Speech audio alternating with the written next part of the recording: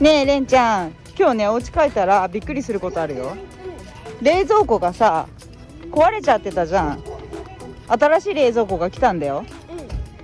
黒い冷蔵庫から白い冷蔵庫に変わったの。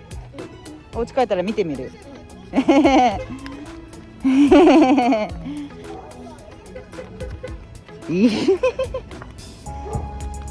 お腹空いたね。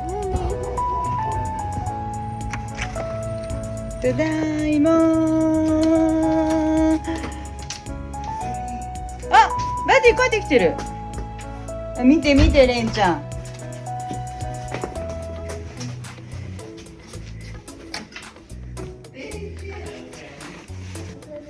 ただいまって。レンちゃん見て。冷蔵庫。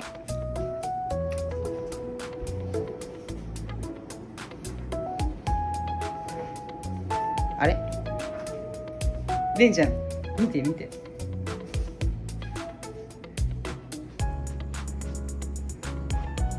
あれ？なになになに？あれ？あれ？もしかして怖い？なんか違う？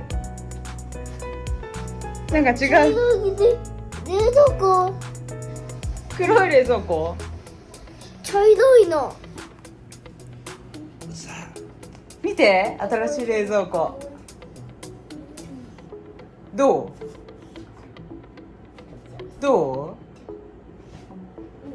う？もう簡単に開かなくなった。いたずらできなくなった。開けちゃった。